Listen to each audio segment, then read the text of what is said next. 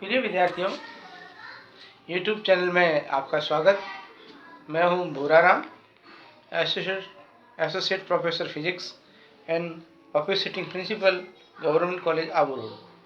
Physics की content की श्रृंखला में आज हम अध्ययन कर रहे हैं BSc सेकेंड ईयर के काइनेटिक थ्योरी ऑफ गैसेस के इस चैप्टर में अपन पढ़ेंगे what are the postulates of kinetic theory of gases and we find the expressions for pressure exerted by the gas molecules, यानी गैसों के गत्यात्मक सिद्धांत के क्या अभिकृत हैं और गैस के अणु द्वारा डाले गए दाब का व्यंजन के बारे में अध्ययन करेंगे।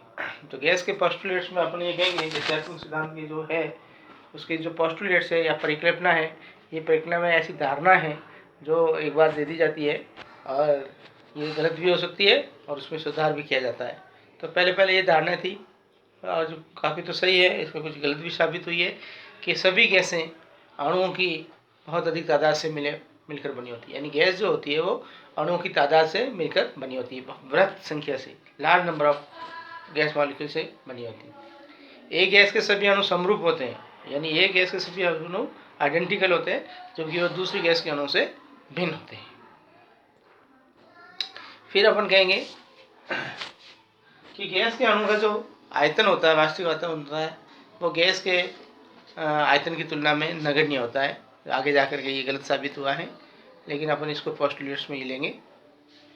फिर अपन कहते हैं गैस के अणु की गति जो होती है यादृच्छिक गति होती है, रैंडम मोशंस होती है, यानी अणु अपना वेग, अपनी दिशा, हर संभव वेग से हर दिशा में गति करते रहते हैं और अपनी दिशा बदलते रहते हैं पात्र की दीवार से टकरा करके। फिर गैस के अणु को अपन दृढ़ प्रत्यास्थ मान सकते हैं कि जब अणु टकराते हैं तो उनकी गतिज ऊर्जा में कोई ह्रास नहीं होता है और इन अणुओं के बीच में कोई किसी प्रकार का आकर्षण बल नहीं लगता है। यह भी आगे जाकर के गलत साबित हुआ है। फिर गैस के अणु द्वारा जो डाला गया दाब है वास्तव में अणुओं द्वारा क्या होता है, उसकी पात्र की दीवार से टकराने का परिणाम होता है। The result the pressure exerted by gas is due to the collisions of the gas particles with the walls of a vessels और कंटेनर।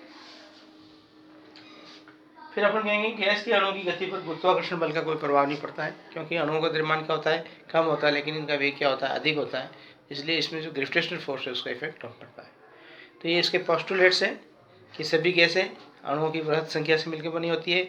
एक गैस के सभी अणु समरूप होते हैं लेकिन दूसरे गैस के अणु से भिन्न होते हैं।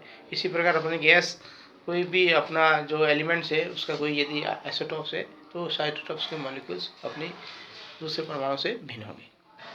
फिर गैस के अणु हर संभव वेग से हर दिशा में गति करते रहते हैं, पात्र की दीवार से टकराते हैं, अपनी दिशा बदल देते हैं, इनकी गति यादृच्छिक की गति होती है। फिर अपन कहेंगे गैस के अणु को दृढ़पूर्ण प्रत्यास्थ माना जा सकता है, उनके बीच में कोई किसी प्रकार का आकर्षण बल नहीं लगता है और उनकी गतिज ऊर्जा में कोई ह्रास नहीं होता है। फिर गैस के अणु का जो वास्तविक आयतन होता है वो गैस की तुलना में उपेक्षणीय मानते हैं। गैस के अणु की औसत गतिज ऊर्जा होती है वो ताप पर निर्भर करती है, वो ताप के समानुपाती होती है। ताप बढ़ता है तो गैस के अणु की औसत गतिज ऊर्जा भी बढ़ जाती है। फिर गैस के अणु के द्वारा डाला गया दाब वास्तव में पात्र की दीवार से टकराने का परिणाम होता है और गैस के अणु की गति पर गुरुत्वाकर्षण बल का प्रभाव नगण्य होता है। आप ये छोटी कक्षा में पढ़ चुके हैं, केमिस्ट्री में भी आप पढ़ेंगे इसको, या पढ़ चुके होंगे फर्स्ट ईयर में। अब अपन कहते हैं कि गैस के अणु द्वारा डाला गया दाब का व्यंजक कैसे निकालते हैं। अपन कहेंगे घनाकार पात्र लेते हैं जिसकी भुजा एल है, तो इसका आयतन क्या होगा, भुजा का पावर क्यूब, तो एल क्यूब बराबर वी लिखेंगे। यहाँ कहीं आएगा आपके एल क्यूब बराबर वी, इसका आयतन।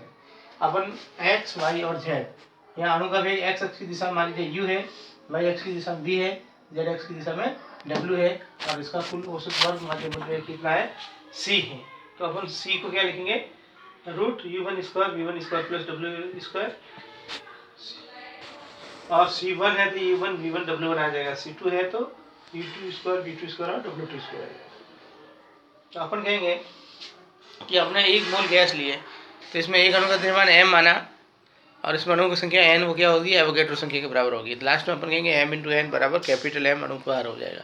अपने कहा कि अणुओं की संख्या स्मॉल n है और एक अणु का द्रव्यमान कितना है, m है, और इस पहले अणु का x अक्ष की दिशा में वेग कितना है, u1 है, y अक्ष की दिशा में वेग क्या है, v है, और z अक्ष की दिशा में वेग w है। पहले अणु का क्या हो जाएगा, u1 v1 w1, दूसरे अणु का क्या होगा, u2 v2 w2, और x y z अक्ष पर nवें अणु का क्या होगा, un vn और wn, और ये इसका वर्ग माध्यम मूल वेग हो जाएगा। अब अपन ये कहेंगे कि हमारा एक अणु है जिसका द्रव्यमान m है और वेलोसिटी कितनी है u1 है। u1 वेग से चलता है जिसका समय क्या होगा m u1। ये पात्र की दीवार से क्या करता है टकराता है, टकराने के बाद में उसका वेग कितना हो जाता है -u1। तो एक टक्कर में अणु के समय में कुल परिवर्तन कितना होगा 2mu1 होगा। कैसे mu1 minus mu1 plus 2mu1। एक टक्कर करने के लिए पात्र की दीवार से टकराने अणु क्या करता है, मान लीजिए यहाँ से चलता है तो l दूरी जाते समय और l दूरी आते समय तय करता है। तो लगा समय क्या होगा, तय की दूरी बटा लगा समय वेलोसिटी या उसकी चाल 2l बटा u1 होगा। तो प्रति सेकंड ये अणु कितनी टक्करें मारेगा, इसका उल्टा हो जाएगा u1 बटा 2l लगा टाइम और ये फ्रीक्वेंसी माने तो ये 1/t होगा u1 बटा। अब अपन कहते हैं कि एक अणु यहाँ से यहाँ जाता है और टक्कर एक सेकंड में कितने अणु यहाँ से यहाँ तक जाते हैं और वापस टकरा करके उसका समय दीवार को देख के वापस लौटते हैं।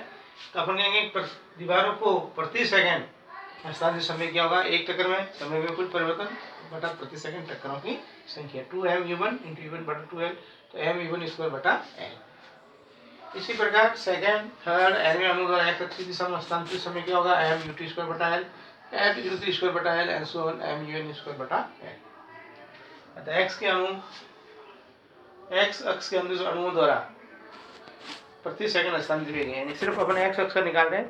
पहला अणु v1 इतना देगा दीवार को संवेग mu1 बटा l, दूसरा अणु कितना देगा mu2 स्क्वायर बटा l, तीसरा अणु कितना देगा mu3 स्क्वायर बटा l और nवां अणु कितना देगा mun स्क्वायर बटा l।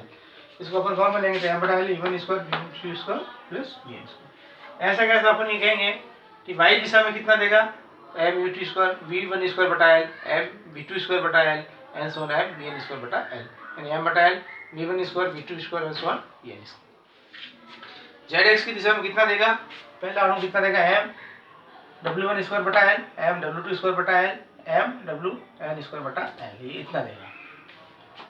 तो अपन सिर्फ अपने x अक्ष की दिशा में निकालना चाहेंगे तो ये अपना इतना बल देगा और x अक्ष की दिशा में आरोपित दाब क्या होगा fx बटा l स्क्वायर। तो ये अपना fx और l स्क्वायर से डिवाइड करेंगे तो l स्क्वायर। ऐसा कैसा अपन यदि y अक्ष की दिशा में आरोपित दाब निकालें तो क्या होगा py बराबर क्या होगा m बटा v v1 square plus v2 square and so on vn square. और z अक्ष की दिशा में कितना हो जाएगा p बराबर m/3v v1 square plus v1 sorry z अक्ष की दिशा में कितना होगा लिखना भूल गया।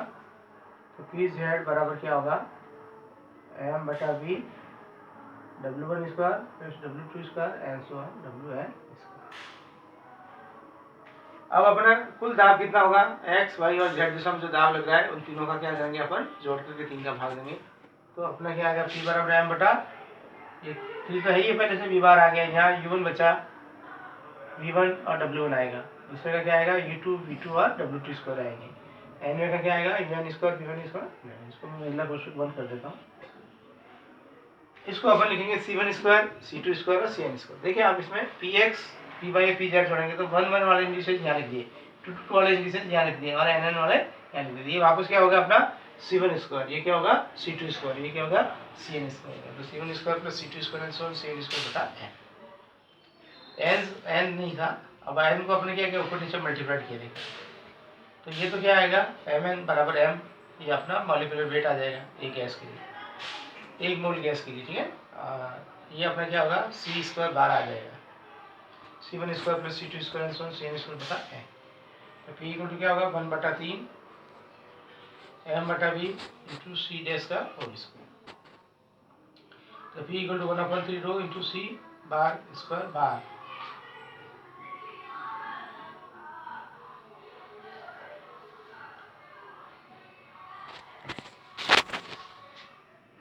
m बटा v c बार का स्क्वायर। तो p बराबर 1/3, इसको रो भी लिखेंगे, m बटा v को अपन डेंसिटी लिखते हैं। तो p बराबर 2/3 1/2 रो इंटू c स्क्वायर। इसको अपन प्रति एकांक आयतन की गतिज ऊर्जा लिखेंगे। तो p बराबर 2/3 e, यानी कुल जो दाब होता है तो उसकी एकांक आयतन की गतिज ऊर्जा का 2/3 होता है। तो इसको देखें समझिए, एग्जाम में पूछा जाता है। तो अपन क्या कहेंगे कि भाई अपना जो है कि एक अणु वापस समझ लीजिए x अक्ष की दिशा में जा रहा है u1 वेग से, तो इसका समय कितना हुआ mu1। टकरा के वापस आया तो अपना समय कितना होगा -mu1। तो समय में कुल परिवर्तन कितना हुआ 2mu1। एक टक्कर में वो 2l दूरी इवन वेग से तय करता है, तो लगा समय इतना होगा, प्रति सेकंड टक्करों की संख्या इतनी होगी। अब एक सेकंड में दीवार को कितना ये संवेग देगा, तो एक सेकंड में कुल कितनी टक्कर हुई और एक टक्कर में कुल समय में परिवर्तन कितना हुआ, दोनों को मल्टीप्लाई करेंगे तो m1/n। ये कि अणु यदि y दिशा में जाता तो क्या होगा m(v1)/n। ये अणु z अक्ष की दिशा में जाता तो क्या होगा m(z1)/n। तो अपन x अक्ष दिशा का ले रहे हैं, तो दूसरे अणु द्वारा, तीसरे अणु द्वारा, n अणु द्वारा इतना होगा, तो कुल कितना प्रति सेकंड स्तन संवेग कितना होगा, ये होगा। और आपने पढ़ा है कि F बराबर dp/dt होता है। अब जब dt आपका 1 सेकंड है, प्रति सेकंड संवेग है, तो संवेग में जो परिवर्तन होगा वो दाब के बराबर हो जाएगा। संवेग में परिवर्तन क्या होगा, वो दाब के बराबर। या प्रति सेकंड संवेग में परिवर्तन का मतलब आपका ये बल हो गया, फोर्स हो गया, ठीक है। तो m1/l e1² e2² है, सो x अक्ष की दिशा में। अब दाब क्या होगा, फोर्स अपॉन सरफेस एरिया, तो l² हो जाएगा इसमें। तो अब p के x बराबर क्या होगा, सेम ऐसा होगा, l की जगह l³ आ जाएगा यहाँ से। अब y अक्ष की दिशा में क्या होगा, ये बस v1² v2² vn²। z अक्ष की दिशा में क्या आएगा, w1² w2² w2। p बराबर क्या है, तीनों को जोड़ करके 3 का भाग दे देंगे तो अपना माध्य दाब आ जाएगा px + py + pz/3। तो p बराबर क्या होगा m/3b e1² + v1² + w1²।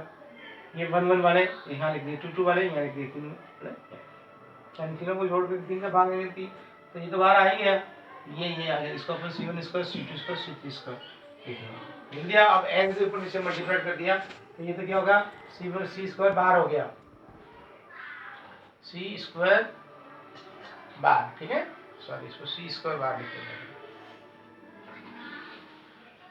इसका अंडरूट रहते वो क्या होगा, वर्ग माध्य मूल वेग हो जाएगा इसका v × c²। और इसमें अपन क्या करेंगे, 2 से ऊपर से मल्टीप्लाई करें तो 1/ρ × c² हो जाएगा। इसको एकांक आयतन की गति ऊर्जा करेंगे तो p बराबर क्या होगा 2/3 e हो जाएगा। यानी दाब क्या होगा, एकांक आयतन की गति ऊर्जा का 2/3 होता है। बहुत बहुत धन्यवाद, आपको समझ में आया होगा। इसको वापस अपन अगले टर्न पे रिवाइज करके फिर आगे चलेंगे।